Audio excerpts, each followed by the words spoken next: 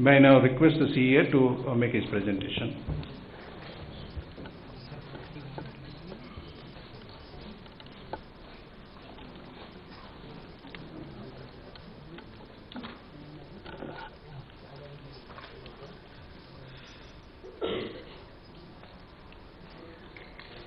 Good afternoon, everyone, and thank you very much for coming here to listen to the ideas from the Economic Survey 2018-19.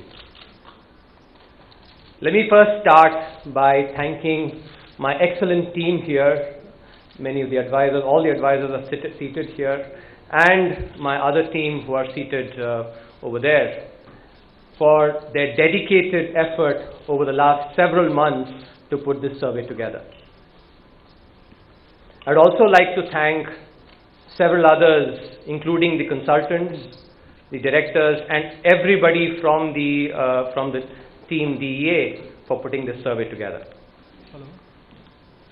Translators and the team from production, who literally burnt the midnight oil in trying to get this in the shape that you're seeing it now, also deserve our sincere gratitude. Last but not the least, the entire team would like to thank the Honorable Prime Minister, the Honorable Finance Minister, and the Honorable Minister of State for providing us this opportunity to share our ideas through the Economic Survey. So let me start. Let me start by first describing the theme that underlies this Economic Survey, which is captured in the cover page of the survey.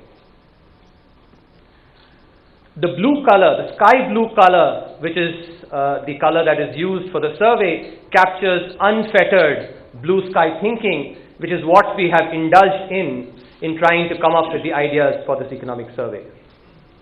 In an uncertain world in which we all work, there are three key elements that are critical for ensuring that policies really help in reaching the common person. First, a vision that has already been provided by the Honorable Prime Minister of a $5 trillion economy by 24-25.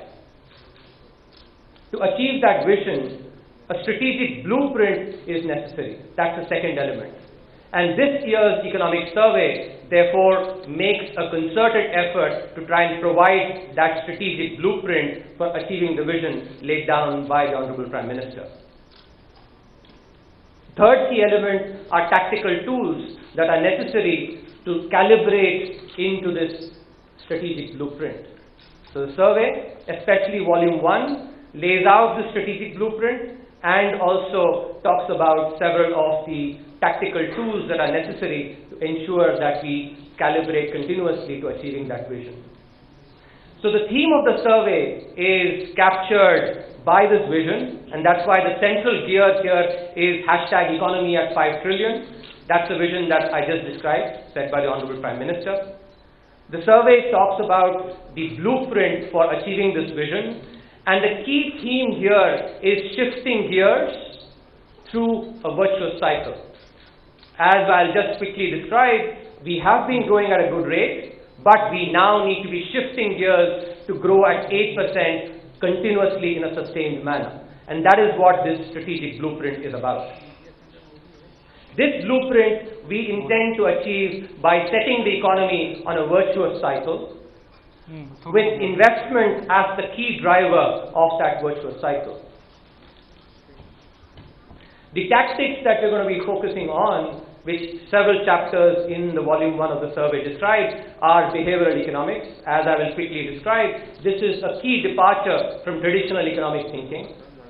We're talking about legal reforms that are required to ensure that the ease of contracts is enhanced. We're going to talk about data as a public good, how that can enhance the ease of living of people. and how MSMEs can be unshackled to create jobs and productivity in the economy. So that's what this cover captures with the theme being shifting gears. All these gears are being shown in unison because they go together, and that's the theme that is captured in the cover.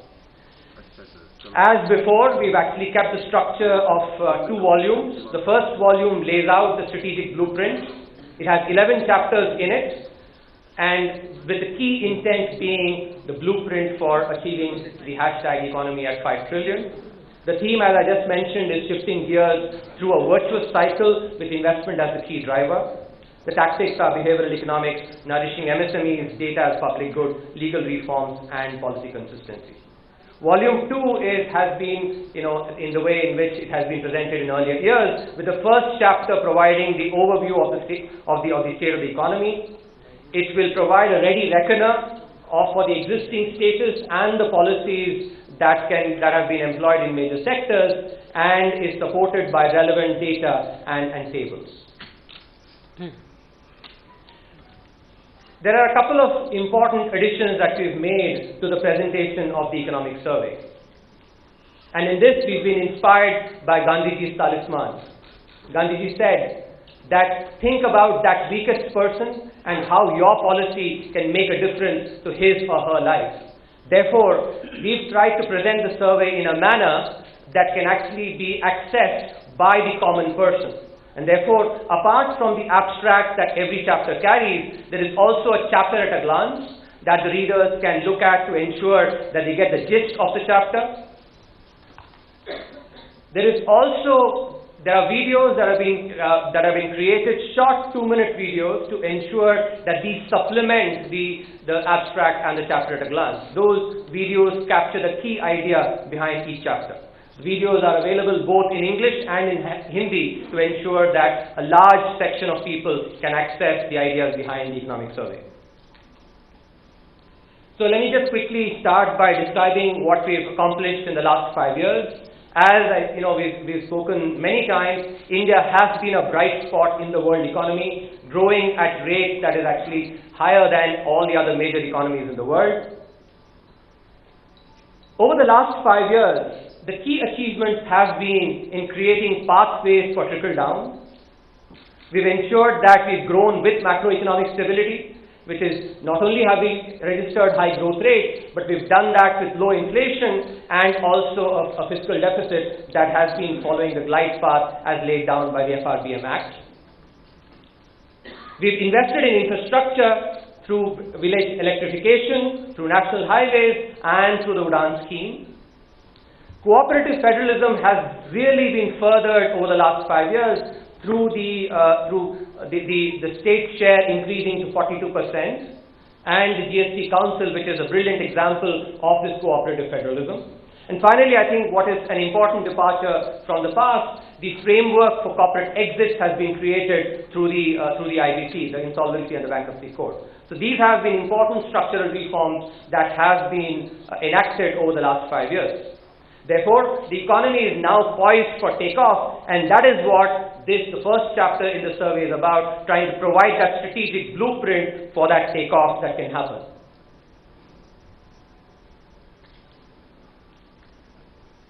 So, the key departure that the survey makes is in thinking about the economy as being in either a virtuous cycle or a vicious cycle.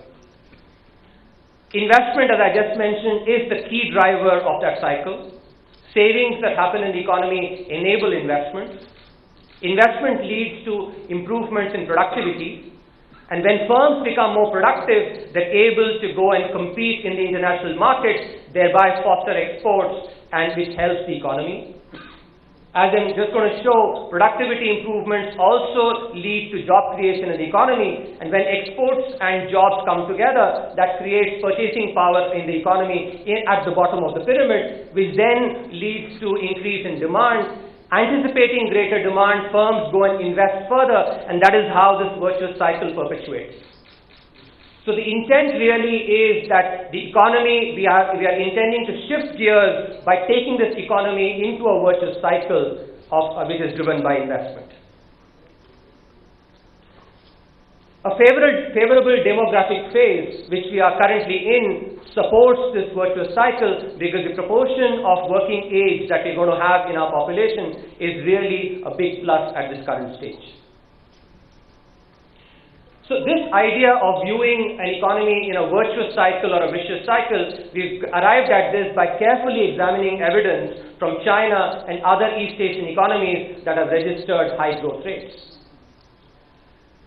In this chart, what is being shown here is the rate of savings as a ratio of GDP, the investment as a ratio of GDP, and the consumption as a ratio of GDP for China. Well, I'm going to show you the chart for China. The other charts for the other East Asian economies are available in the chapter. So what I want you to take away here is take a look at that red line which shows consumption. Consumption as a proportion of GDP secularly declined in China as savings and investment increased significantly since the 1980s, touching up to 50% of the GDP as investment. And that is a key point that I want you to take away, which is the investment as the key driver of this virtuous cycle. Another way of looking at the same thing is using development time as the determinant. So what you find now on the x-axis is the log of GDP per capita, which captures the development time. The red line here, which is increasing, shows that as the per capita GDP increased, China's exports to GDP, that ratio went up significantly. Also, China's savings to GDP and investment to GDP increased significantly as the economy became better and better and the per capita GDP increased. This is the virtuous cycle that we're talking about. That as the economy started doing better and better, China started pouring more of its savings into investment, started saving even more as a proportion of its GDP and investing more, and that is what led to this virtuous cycle that we are really trying to focus on for the Indian economy. Some complementarities that are important to keep in mind here. So on the left side, what you find is how an increase in investment affects productivity, increases productivity. And that increase in productivity thereby also leads to increase in exports. On the right side, you see that an increase in the productivity leads to an increase in exports as well. So an increase in investment translates into increase in exports via the productivity route.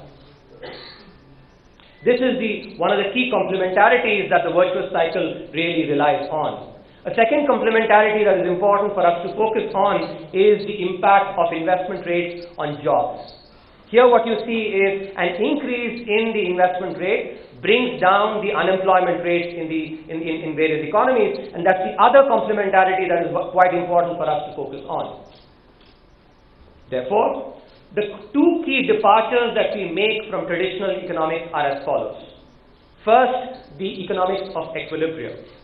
As I just showed you using the Chinese experience and what we've seen with other high-growth East Asian economies as well, these high-growth economies set out on a virtuous cycle. And that is what enabled them to increase the per capita GDP and thereby create welfare for their citizens. On the flip side, the global financial crisis illustrated that countries can go into a vicious cycle as well. As people lost their jobs, their purchasing power declined.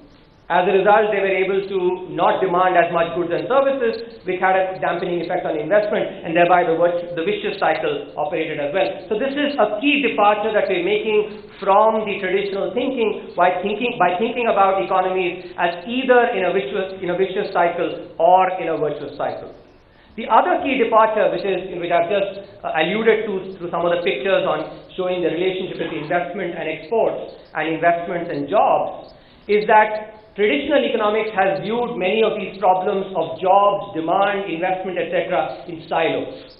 In contrast, these are complementary phenomena that feed into each other, and that is why they should be viewed as a system that comprises a virtuous cycle. This virtuous cycle, as I just showed, is really affected by the demography as well. On the left side, what you see is, in the top panel, the way the increase happened in China, the proportion of the working age population, the proportion of population that was in the working age. And what that led to is being shown in the chart below, which is the savings. So as people started working more, the proportion increased, savings increased in China, which is what then enabled China to invest more, and thereby the other effects that I've just spoken about. This is also being seen in other East Asian economies, the 4 of the economies that are being shown on the right side here, where as well the proportion of working age population increased, and thereby that led to increased savings in the economy. So the demography that we are in, and in the next 2 decades, we will be in a position to really avail the benefits of that demographic change that feeds into this virtuous cycle and thereby enables us to grow in a sustained manner at 8%, at an 8% real growth rate. One of the other key departures that we are making, classical economics thinks about humans as robots, optimizing, robots that always do the right thing. But all of us in our daily lives, we actually can relate that we are humans with our idiosyncrasies. A branch of economics has really worked in this area called behavioral economics. 2 years back, the Nobel Prize in Economics was given to Professor Richard Taylor for his seminal work in this area, treating humans as humans and thereby thinking about policies for them. I had the good fortune of learning behavioral economics from him at the University of Chicago, and therefore the second chapter in volume 1 of the survey tries to create an ambitious agenda for social change by relying on some of the principles of behavioral economics. What we've done is we've tried to learn from a couple of important changes that have already happened in India over the last 5 years, which is the Swachh Bharat Abhiyan and the Beti Bachao, Beti Padhao. So these are some charts that illustrate the change that happened. On your left, you see the coverage of individual household latrines, 2015-16 and 2018-19. Green shows greater coverage. I think, as they say, a picture is worth 1,000 words. That picture clearly shows the increase in coverage from 2015-16 versus 2018-19. On your right, if you take a look, you look at the verified open defecation-free villages. Again, 2015-16 versus 2018-19, with green showing greater coverage, red showing less coverage. Even over here, it's palpable that the improvement has happened in ODF as a result of the Swachh Bharat Abhiyan. Some of us may think whether this is indeed something that can be sustained. The best way to go and look at that is the impact on health outcomes, because sanitation should eventually matter for health outcomes. So this chart shows what happened with a key health outcome, which is the diarrhea cases for children under 5 years. On your left, what you see is the chart for those districts where the coverage for individual household latrine was very low as of 2015. And so, as a result of the Swachh Bharat Abhiyan, this coverage increased significantly in these districts. On your right are those districts where the coverage was already high, and therefore the potential for impact through the Swachh Bharat mission was less. Again, this picture is very clear that the decrease in the cases of malaria among children of age below 5 years has been significant in those districts where the IHHL coverage was low as of 2015. That shows that the impact on sanitation has indeed translated into an impact on health outcomes as well. It is not just seen in diarrhea, it's also seen in cases of malaria for children under 5 years, which is the one on your left bottom. Cases of stillbirths, which are these are children born without life, and the children who are born underweight. All these 4 outcomes have translated, have showed positive impact because of the Swachh Bharat mission. Another important campaign that really utilized behavioral economics was the Beti Bachao, Beti Padhao. Here again, we're showing a chart that shows the birth ratios as of 2015-16 and 2018-19. What you find here is that the darker areas are those where the birth ratios are better, birth ratio captures the number of children born for every 1,000 children that are born. And clearly you can see here that as a result of the Beti Bachao, Beti Padhao, the improvement in the birth ratios. Using the learnings from these two campaigns, what we've tried to do is to lay out the key principles of behavioral economics. There are 7 principles. Because of paucity of time, I'm not going to go into the details, but these principles have then been employed for thinking about transformational behavioral change in the country. I would just want to pick up one example, which is using the Gandhiji's 150th Jayanti, 150th birthday, the message of be the change that you wish to see in the world. This was the key message that Gandhiji gave to the world. And in particular, these were captured through the 7 sins that Gandhiji asked us all to actually try and stay away from, which is politics without principle, wealth without work, pleasure without conscience, knowledge without character, commerce without morality, science without humanity, and worship without sacrifice. When we are at the stage of the 75th year of our independence, I think we are ready now to start taking into account the fact that our duties matter a lot. As citizens, we owe it to the country to actually think about our duties, not just our rights. And these are but some examples of the way in which behavioral economics can really enable change in this country. Just to sort of show some of the ideas that can be really worked upon, we can go from Beti Bachao, Beti Padhao to Badlao, which is basically an anagram for Beti Aapki Dhan Lakshmi or Vijay Lakshmi. We can go from the Swachh Bharat mission to Swasth and Sundar Bharat mission, a healthy India and a beautiful India. You can go from the Give It Up LPG subsidy, which really brought in for the first time thinking about giving up a subsidy for the benefit of those who deserve it more, to thinking about all subsidies. When we consume a subsidy, are we depriving someone else who's more deserving of that subsidy? And here again, behavioral economics can really help in bringing about that change. From going from possible tax evasion to tax compliance, and these are all steps that will really help in taking us to that vision of economy at 5 trillion. Another important aspect that is really critical if you have to achieve that vision of economy at 5 trillion, which the strategic blueprint talks about, is nourishing our firms, our MSMEs, to grow better.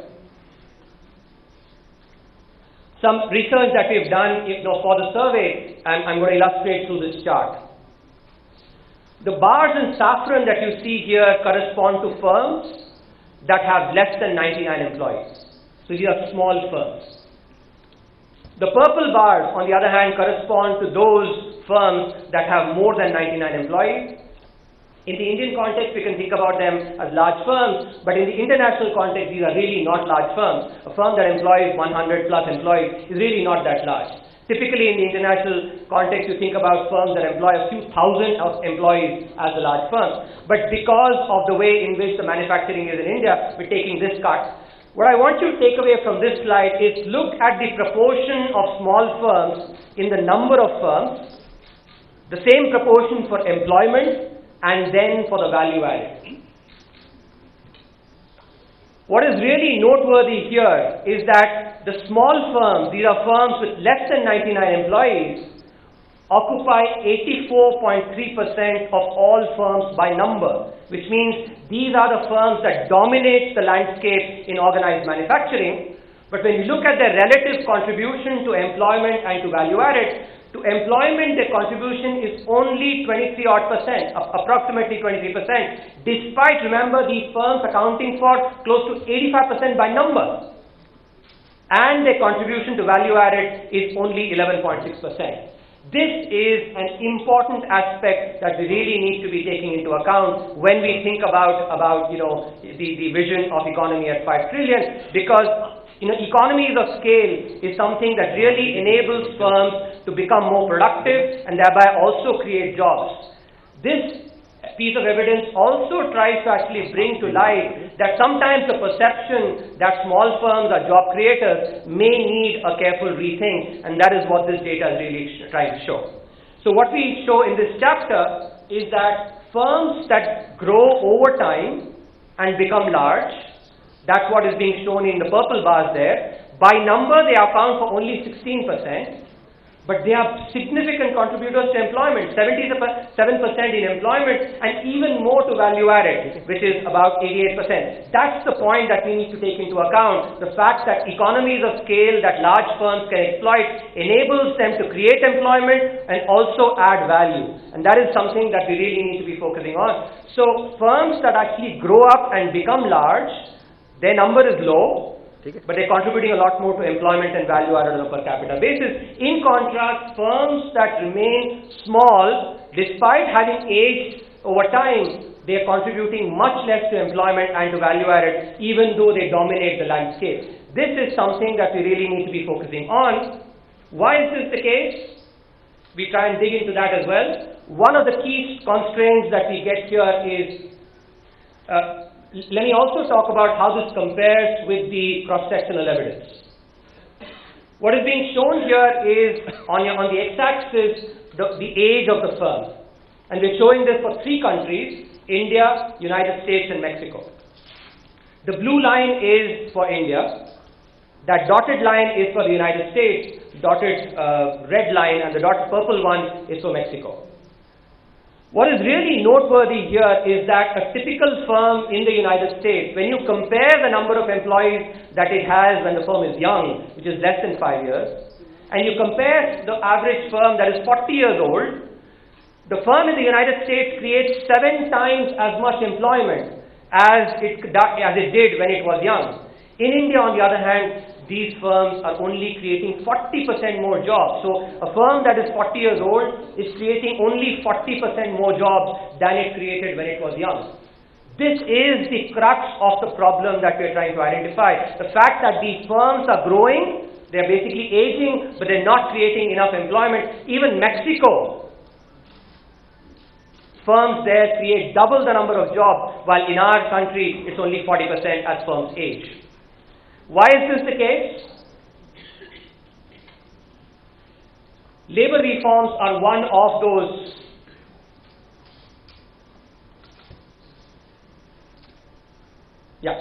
So labor reforms provide one of the key constraints.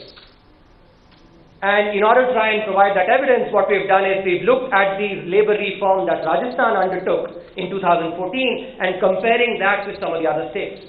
So on your left, what you see is the number of factories with more than 100 employees. So these are the large firms that I just showed in Rajasthan, and compare that with the rest of India. Again, it is very, very clear that the number of firms, the cumulative growth rate of firms, with more than 100 employees increased significantly from 3.6% to 9.3% after the reform. But this change was not as large in the rest of India. So the labor reform that Rajasthan undertook has really created, larger firms with more than 100 employees. It's not just in the number of firms, even the number of workers and the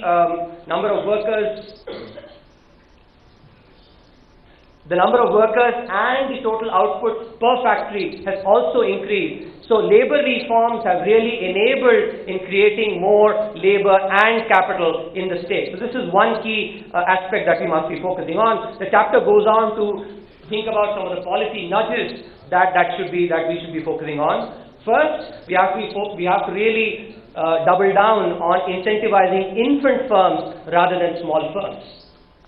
The idea is very simple.